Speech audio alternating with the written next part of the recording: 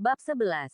Cara memecahkannya. Liang Yu memandang Qin Chen dengan dingin dan berkata, anak nakal mana yang berani memanggil tuan ini dengan nama depannya? Qin Chen, apa yang kamu lakukan? Mengapa kamu tidak kembali bersamaku? Dan menatapnya, Qin Chen meraung. Lalu berkata dengan gugup kepada Liang Yu, Tuan Liang, ini saudara ipar saya. Dia tidak mengerti aturannya. Mohon maafkan saya, Tuan Liang. Dia tidak mengerti. Ingin membantu Qin Chen. Tetapi merasa jika Qin Chen menyebabkan Liang Yu jika tuannya membuat marah keluarga Qin, itu akan merepotkan. Baru beberapa hari sejak kamu menerobos ke pemurni senjata tingkat kedua, kan? Qin Chen menyilangkan dadanya dengan tangan kiri dan menyentuh dagunya dengan tangan kanannya. Apa yang ingin kamu katakan? Liang Yu menatap Qin Chen dengan dingin dan berkata dengan suara yang dalam, aku tidak punya waktu untuk mengobrol denganmu, bocah. Segera keluar dari istana. Dia merasa sangat sedih, tidak senang. Jika bukan karena pihak lain adalah seorang pemuda, dia pasti sudah berbalik melawannya sejak lama. Qin Chen, pergi sekarang. Mata Qin Fen suram, hampir meledak. Dia meraih lengan kanan Qin Chen dengan tangan kanannya dan menyeretnya keluar. Bang, energi sebenarnya di tubuh Qin Chen bersirkulasi dengan cepat dan ditanamkan ke lengan kanannya. Sebuah kekuatan kuat terpancar dari lengannya. Dan dengan sedikit kejutan, Qin Fen terbang menjauh. Kamu bocah. Beraninya kamu melawan. Qin Fen langsung terlempar. Jari-jarinya mati rasa dan ada semburan rasa sakit yang tajam. Dia terkejut dan pada saat yang sama semakin marah. Seperti singa yang marah. Dia menyerang ke arah Qin Chen bergegas ke depan. Qin Chen tetap tidak bergerak, menggerakkan langkahnya sedikit, dan menghindari serangan Qin Fen, dan berkata dengan tenang, jika Anda ingin menerobos pemurni senjata tingkat kedua, Anda harus menyempurnakan senjata tingkat kedua. Jika tidak, Anda dapat menebaknya salah. Senjata yang kamu sempurnakan selama ujian seharusnya adalah senjata yang dikaitkan dengan api. Liang Yu terkejut, dengan sedikit keterkejutan pada ekspresi tidak sabarnya. Dan berkata dengan suara yang dalam, bagaimana kamu tahu? Saya tidak hanya tahu bahwa Anda sedang menyempurnakan senjata yang dikaitkan dengan api, tetapi saya juga tahu bahwa bahan utama senjata ini seharusnya adalah batu api merah. Untuk menetralisir sifat panas dari batu api merah dan meningkatkan keuletannya, Anda Green Chamstone ditambahkan selama proses pemurnian. Tetapi Green Chamstone memiliki efek menetralkan Red Flame Stone. Tapi itu adalah bahan utama untuk membuat racun pesona, dan paling tahan terhadap rangsangan zat inflamasi.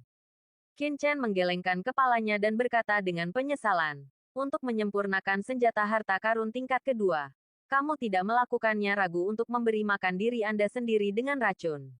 Anda benar-benar berani. Jika masalah ini dilaporkan ke Departemen Evaluasi Nilai Istana Qi, seharusnya evaluasi nilai Anda akankah itu berdampak? Tubuh Liang Yu sedikit gemetar. Ekspresi keterkejutan muncul di matanya. Dan kemudian wajahnya tiba-tiba menjadi gelap. Itu tidak masuk akal. Aku tidak tahu apa yang kamu bicarakan. Desah Qin Chen. Sebenarnya tidak ada gunanya tertular racun jimat. Sayang sekali untuk mengurangi racun jimat itu. Kamu.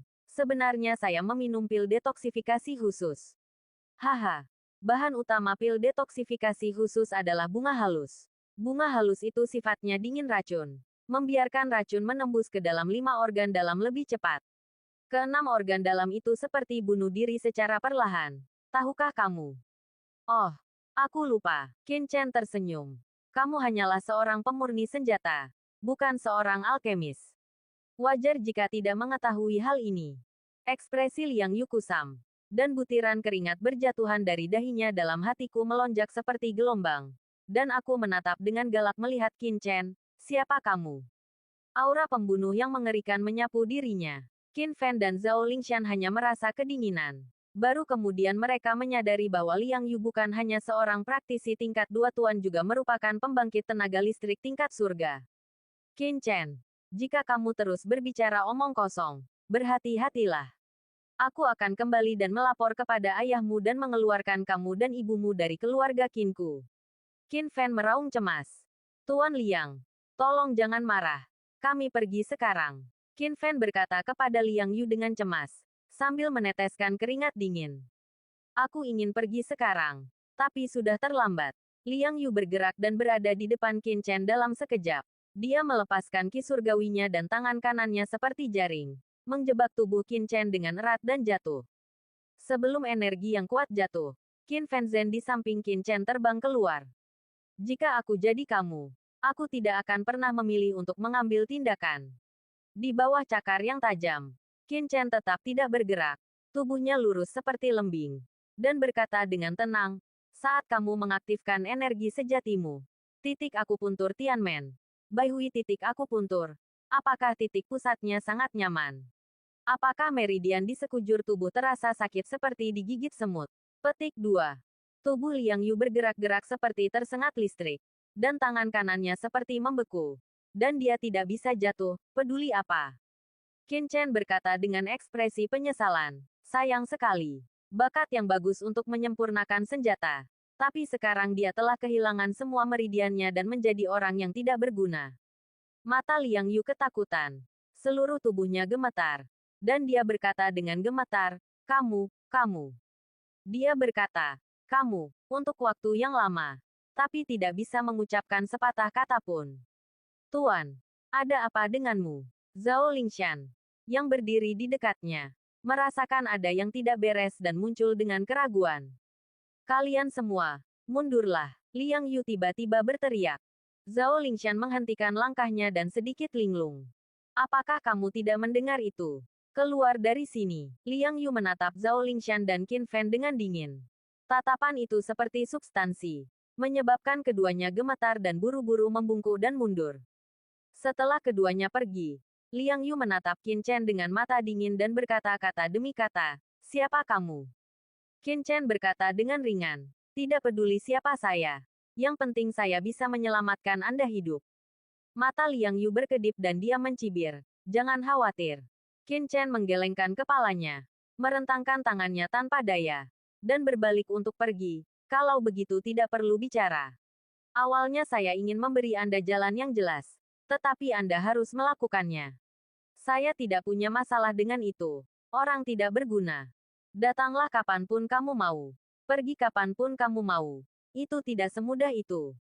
Jika kamu tidak memberitahuku asal-muasalmu, kamu tidak akan bisa meninggalkan istana Qi hari ini. Liang Yu bergoyang, berhenti di depan Qin Chen, dan berkata dengan sengit. Qin Chen mencibir dan berkata, setiap kali Anda mengedarkan energi sejati Anda, racun akan semakin menyerang tubuh Anda. Melihat energi hijau di wajah Anda, apakah titik pas Anda mulai terasa sakit sekarang? Petik 2. Ekspresi Liang Yu langsung tampak seperti dia baru saja melihat hantu. Dia tiba-tiba melompat dan tubuhnya bergetar hebat. Kamu masih punya waktu setengah bulan untuk mempersiapkan masa depan. Qin Chen melangkah maju. Tunggu sebentar. Apakah kamu benar-benar punya cara untuk memecahkannya? Kata Liang Yu dengan gemetar. Dalam beberapa hari terakhir, dia mengalami kesakitan seperti yang dikatakan Qin Chen.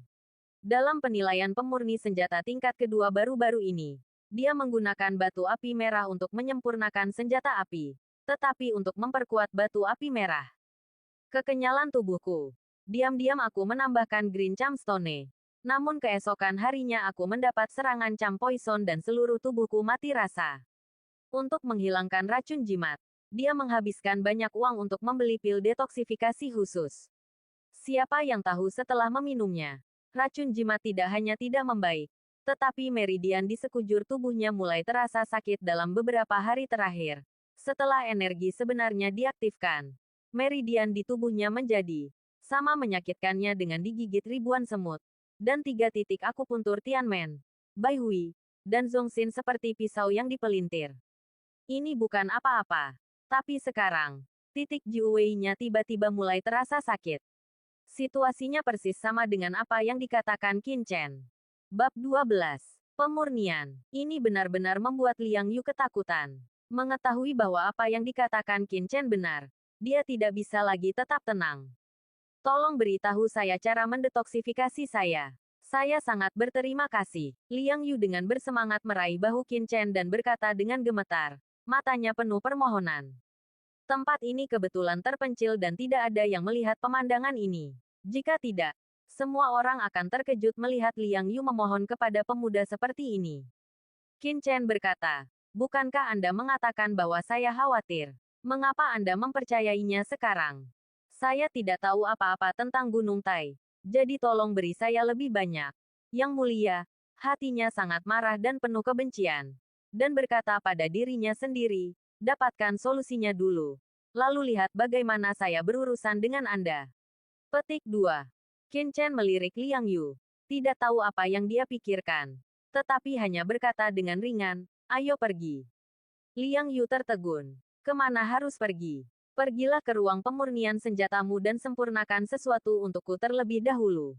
Meskipun Liang Yu terkejut, dia tetap berjalan ke depan dan memimpin Qin Chen ke istana senjata.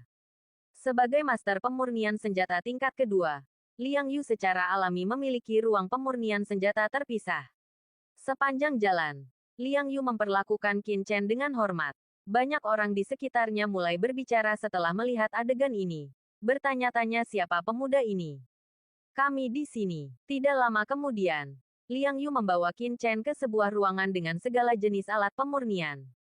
Aku ingin tahu apa sebenarnya yang kamu ingin aku sempurnakan. Liang Yu berkata dengan suara yang dalam.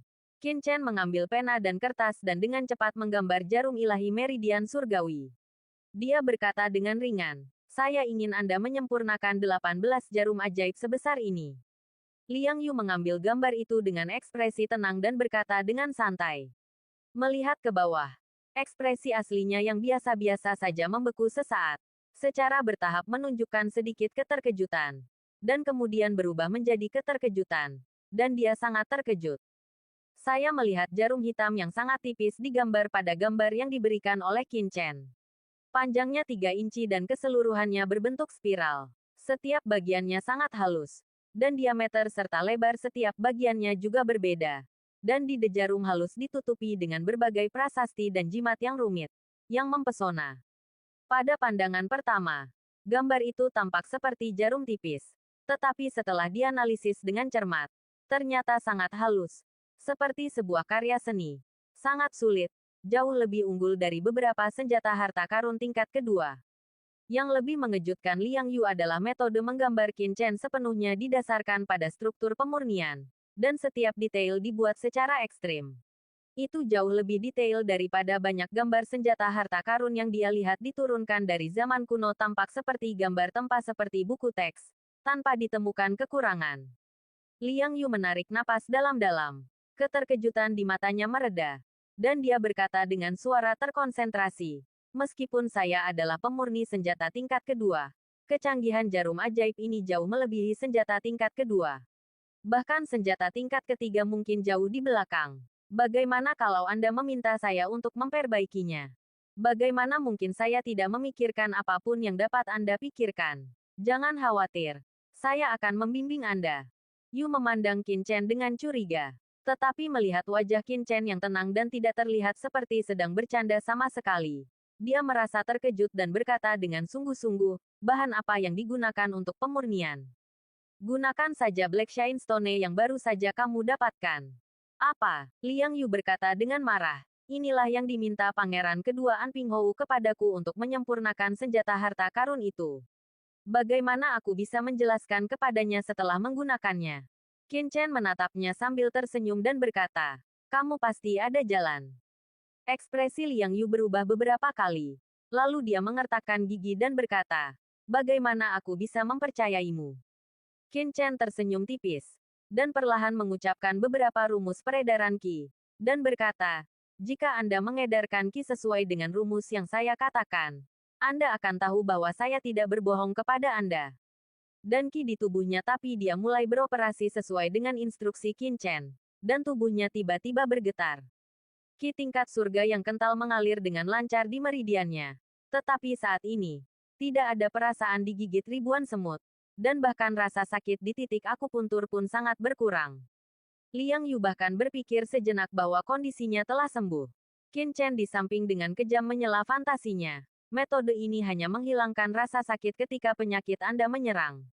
Ini mengobati gejalanya tetapi bukan akar penyebabnya. Jika Anda ingin kesembuhan yang nyata, saya akan memberitahu Anda setelah Anda menyelesaikan pekerjaan. Sebaiknya kamu melakukannya. Kamu tidak berbohong padaku. Liang Yu menarik napas dalam-dalam dan mendengus dingin. Perasaan dikendalikan oleh orang lain membuatnya sangat marah. Dan dia ingin langsung memotong Qin Chen menjadi beberapa bagian. Di bawah komando Qin Chen, Liang Yu dengan cepat menyalakan api yang sebenarnya. Sebagai pemurni senjata tingkat kedua, keterampilan dasar Liang Yu cukup kuat. Tanpa Qin Chen berkata apa-apa, dia sudah mulai memanaskan batu kecemerlangan hitam. Api sejati berwarna biru putih menjilat batu hitam itu, memancarkan panas yang membuat jantung berdebar-debar. Namun, setelah secangkir teh, batu hitam Yao Ming berubah sedikit merah, tanpa ada tanda-tanda meleleh. Qin Chen mengerutkan kening. Batu kilau hitam adalah bahan pemurnian terbaik tingkat ketiga. Sifatnya dingin. Jika api sejati tingkat kedua Liang Yu ingin melelehkannya, itu tidak akan mungkin terjadi untuk sementara waktu, efisiensinya terlalu lambat. Taburkan sedikit bedak tol pada batu hitam cemerlang. Berapa lama waktu yang dibutuhkan untuk memurnikannya begitu lambat? Kata Qin Chen tidak sabar. Bubuk talek batu. Liang Yu mengerutkan kening dan mencibir. Fungsi bedak tol terutama digunakan sebagai katalis berbagai besi hitam untuk menghilangkan kotoran. Apa gunanya menaburkannya pada batu hitam Yao Ming? Batu hitam Yao Ming adalah bahan tingkat ketiga, dan meleleh lebih lambat. Itu normal. Begitu cahayanya mengembun, dia berkata dengan suara dingin. Jika kamu diminta untuk menambahkannya, kamu dapat menambahkannya. Liang Yu sangat marah hingga wajah lamanya memerah, hampir berdarah. Dan dia berkata dengan marah, oke, ini yang Anda minta saya tambahkan. Dan batu hitam Yao Ming dihancurkan. Jangan salahkan saya. Dia dengan marah mengeluarkan bedak tol dan menaburkannya ke batu kilau hitam sedikit demi sedikit sesuai dengan instruksi Qin Chen. Pemandangan yang luar biasa terjadi padanya. Bubuk bedak putih jatuh di atas batu kilau hitam, yang awalnya hanya sedikit merah. Dengan cepat mulai bersinar, perlahan. Tanah menjadi cair. Adegan ini membuat mata Liang Yu membelalak kaget, seolah dia baru saja melihat hantu. Setelah sekian lama menjadi pemurni senjata, baru kali ini ia mendengar bahwa bedak tol dapat mempercepat pencairan batu hitam cemerlang. Apa yang kamu lakukan berdiri di sana? Jangan buru-buru menghilangkan kotorannya. Teriakan tajam Qin Chen tiba-tiba membuyarkan pikiran Liang Yu, menyebabkan dia langsung sadar kembali. Tapi Qin Chen tampak tidak puas dan dengan cepat datang ke meja pemurnian, mengambil pena formasi, dan dengan cepat mengukir pola formasi. Dia bergoyang seperti awan dan air yang mengalir. Dan formasi bintang berujung 6 yang kompleks dan misterius dengan cepat muncul di panggung formasi. Seluruh formasi sangat halus dan misterius. Setiap pukulan seperti seni hati sangat terkejut. Hanya dalam selusin napas, Qin Chen mengukir pola yang sangat rumit pada tabel pola. Liang Yu terpesona oleh keseluruhan pola tersebut, dan tidak tahu apa fungsi dari pola tersebut. Bab 13. Jarum ajaib tercapai. Ini terlalu lambat. Kamu aktifkan formasinya. Dan aku akan menghilangkan kotorannya. Qin Chen berteriak dingin lagi. Dan dengan cepat melakukan serangkaian gerakan tangan dengan kedua tangan. Hanya untuk melihat kekuatan spiritual yang sangat lemah tenggelam ke dalam cahaya hitam yang meleleh. Titik. Di batu dunia bawah. Ia bergetar dengan frekuensi yang sangat tinggi. Dan kemudian kotoran seperti debu melayang keluar. Dan zat cair yang berubah menjadi batu bintang hitam menjadi semakin cerah warnanya. Berangsur-angsur berubah dari hitam pekat menjadi hitam terang. Dan akhirnya permukaan bola tampak seperti cermin. Liang Yu di samping sudah tercengang. Kekuatan mental Qin Chen jelas belum mencapai tingkat pertama. Itu jauh di belakang kekuatan mental tingkat kedua. Tetapi kecepatan pemurniannya beberapa kali lebih cepat daripada miliknya pemurnian senjata. Setelah pemurnian Qin Chen selesai, Liang Yu buru-buru mulai mengaktifkan pola formasi. Bas. Pola formasi yang telah diukir Qin Chen sebelumnya dengan cepat menjadi hidup. Garis-garis itu seperti lampu neon, yang terus-menerus menyala. Qin Chen mengarahkan jarinya ke platform formasi, dan kekuatan mentalnya ikut campur dalam formasi. Bola cair yang diubah oleh batu cemerlang hitam tampaknya ditarik oleh kekuatan formasi, dan memasuki formasi secara mandiri, tergantung dalam formasi cerah. Langit di atas hukum bergetar. Cairan batu bercahaya hitam berdetak dengan frekuensi yang semakin meningkat, dan paku menonjol dari permukaan bola yang awalnya halus. Qin Chen dengan hati-hati menggunakan kekuatan mentalnya untuk mengontrol ritme batu bercahaya hitam dan membiarkannya berdetak. Paku itu terus menyebar. Qin Chen menggunakan kekuatan mentalnya untuk mengendalikan pertumbuhan paku tersebut. Paku yang tak terhitung jumlahnya secara alami tumbuh menjadi benang kecil yang tak terhitung jumlahnya. Seluruh proses tidak memerlukan kendali yang disengaja dari Qin Chen sama sekali bimbingan halus. Saat Liang Yu mengendalikan pergerakan formasi, dia tercengang dan matanya hampir meledak. Proses pemurnian Qin Chen benar-benar berbeda dari pemurnian senjata harta karun pada umumnya. Sulit untuk dipahami sama sekali. Seperti membaca buku dari surga. Poin. Tiba-tiba, Qin Chen berteriak. Matanya bersinar dengan cahaya ilahi. Dan dia mengulurkan jari telunjuknya dengan tangan kanannya dan mengetuk ringan bahan batu hitam cemerlang. Puff. Dengan suara, material batu hitam cemerlang itu tiba-tiba meledak dan berubah menjadi 18 jarum kecil yang bersinar, mekar dengan cahaya yang menyilaukan. 18 jarum ajaib dengan lembut jatuh ke tangan Qin Chen. Masing-masing sangat jernih, ditutupi dengan pola spiral dan formasi jimat, seolah-olah terbuat dari alam. Akhirnya berhasil. Qin Chen menarik napas panjang, menyeka keringat di dahinya. Dengan hati-hati membungkus 18 jarum ajaib dan memasukkannya ke dalam tasnya.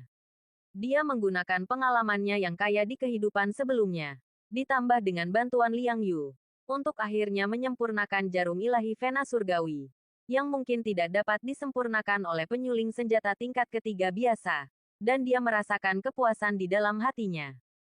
Qin Chen melirik Liang Yu, yang dalam keadaan linglung, dan berkata dengan tenang, ambil 2 tael daun bulan sabit. Tambahkan 3 bunga lidah buaya. Masukkan ke dalam air tanpa akar dan didihkan selama 2 jam dengan api kecil. Lalu rendam dalam air, mandi selama setengah jam setiap malam. Setelah 7 hari, racunnya akan hilang dengan sendirinya. Liang Yu masih shock selama seluruh proses pemurnian. Dan ketika dia sadar, Qin Chen sudah meninggalkan ruang pemurnian. Siapa orang ini? Kenapa dia memiliki keterampilan yang begitu kuat dalam pemurnian senjata? Sungguh tak terduga. Sungguh tak terduga. Liang Yu sangat terkejut. Ini adalah pertama kalinya sejak dia menjadi ahli pemurnian senjata. Dampak kuat semacam itu membuatnya merasakan sedikit kekaguman dan kekaguman pada Qin Chen. Bahkan dia sendiri tidak percaya bahwa dia memiliki pemikiran seperti itu. Anak ini pasti bukan musuhnya. Liang Yu menarik napas dalam-dalam. Kebencian dan kebencian sebelumnya telah hilang sama sekali. Dan dia bahkan memiliki keinginan untuk memuja Qin Chen sebagai gurunya. Selama dia menguasai teknik yang sebelumnya telah disempurnakan Qin Chen, dia yakin bahwa dia akan mencapai tingkat yang bahkan tidak dapat dia bayangkan selama proses pemurnian senjata. Di Istana Qi, Qin Fen dan Zhao Lingshan, yang diusir oleh Liang Yu, tampak bingung dan bingung. Kemudian, mereka melihat Qin Chen keluar. Qin Chen, apa yang kamu katakan kepada Tuan Liang? Mengapa Tuan Liang begitu marah? Qin Fen segera mendatangi Qin Chen dan meraung dengan marah. Qin Chen meliriknya, lalu mengabaikannya dan berjalan keluar dari aula senjata. Sialan, Qin Fen sangat marah. Penghinaan berulang-ulang Qin Chen benar-benar membuatnya marah. Berhenti, Liang Yu, yang buru-buru keluar dari aula artefak. Melihat pemandangan ini, wajahnya berubah drastis. Dan dia berteriak dengan marah. Boom! Energi tak kasat mata menyapu dan menghantam Qin Fen, langsung menjatuhkannya ke tanah dalam keadaan yang sangat malu. Tuan, Zhao Lingshan melangkah maju dengan tergesa-gesa. Liang Yu mengabaikannya dan langsung mendatangi Qin Fen. Dia menyipitkan matanya dan berkata dengan marah, ini Istana Instrumen. Jika kamu melakukan apapun yang kamu inginkan, apakah kamu mengabaikan aturan Istana Instrumenku? Dingin dan seluruh tubuhnya mengeluarkan darah dingin. Sebenarnya tidak ada niat membunuh. Bukankah ini pangeran kedua dari keluarga Qin? Bagaimana dia menyinggung Tuan Liang? Jika kamu berani melakukan sesuatu di Istana Qi, jangan bunuh dia. Hei, meskipun Anping Markis telah memberi penghormatan kepada Jenderal Zhonglang, Istana Qi tidak akan menjualnya. Wajah Anping Hou. Pada saat ini, banyak orang datang dan pergi di aula di lantai pertama. Ketika mereka mendengar gerakan di sini, mereka segera berhenti dan melihat ke arah mereka terkejut, menunggu untuk melihat pertunjukannya. Qin Fen dijatuhkan ke tanah oleh Liang Yu, dan seluruh tubuhnya sangat sakit. Tetapi ketakutan di hatinya lebih kuat daripada rasa sakit fisik. Dia melompat dan berdiri dengan panik. Berkata dengan ketakutan, Tuan Liang, aku tidak melakukan ini dengan sengaja. Aku hanya melihat Qin Chen berani tidak menghormati Anda. Tuan, saya ingin menangkap orang ini. Dan saya meminta Anda untuk memaafkan saya. Jangan khawatir. Ketika saya kembali, saya akan meminta ayah saya untuk menghukum Qin Chen dengan berat dan biarkan dia mendatangimu. Tuan, untuk mengaku bersalah secara langsung. Liang Yu menatapnya dengan dingin dan berkata dengan suara yang dalam, apakah orang dari keluarga Qin Anda tadi? Qin Fan mengira Qin Chen telah menyinggung Liang Yu. Jadi dia buru-buru menjelaskan. Tuan Liang, meskipun Qin Chen adalah anggota keluarga Qin saya, tapi dia milik bibi saya, dia adalah anak haram dan bajingan. Ayahku ingin mengusir binatang kecil ini dari keluarga Qin. Jadi apa yang dia lakukan tidak ada hubungannya dengan keluarga Qin kita. Dia mengertakkan gigi dengan kebencian dan diam-diam memarahi Qin Chen selama 18 tahun. Jadi itu dia. Liang Yu sedikit merenung. Tuan Liang, saya akan menangkap binatang kecil ini untuk Anda sekarang dan memberi Anda pelajaran. Kata Qin Fan dan hendak bergegas keluar. Tidak perlu. Aku tidak tertarik untuk mengetahui tentang urusan keluarga Qinmu. Dan aku tidak ingin ada hubungannya dengan keluarga Qinmu. Kamu boleh pergi dan jangan biarkan aku melihatmu lagi. Adapun prajuritmu yang berharga. Ya, kamu berada di istana senjataku. Jika aku tidak menghukummu, itu sudah merupakan belas kasihan. Jangan memikirkannya lagi. Pergilah. Tuan, saya, Qin Fan bingung. Apa yang terjadi maksud Tuan Liang Yu? Bukankah dia berencana memurnikan harta untuk dirinya sendiri? Dia jelas-jelas setuju sekarang. Apa yang kamu lakukan? Jika kamu tidak keluar, apakah kamu ingin aku mengusirmu sendiri? Liang Yu menyipitkan matanya, menunjukkan sedikit niat membunuh. Ya, saya akan keluar. Saya akan keluar sekarang. Di tengah komentar terkejut di sekitarnya, wajah Qin Fan memerah, dan dia meninggalkan aula artefak karena malu dan marah. Sesampainya di luar istana Qi, aura pembunuh di tubuh Qin Fan tampak nyata. Dan dia meraung galak di dalam hatinya. Sialan Qin Chen. Jika bukan karena dia, bagaimana mungkin aku bisa dihina oleh Tuan Liang Yu? Dan juga kehilangan senjata berharga. Apa yang kamu lakukan? Saya menunggu. Saya harus membalas penghinaan ini. Qin Fan mengertakkan gigi dengan kebencian. Dan ekspresi kebencian muncul di matanya.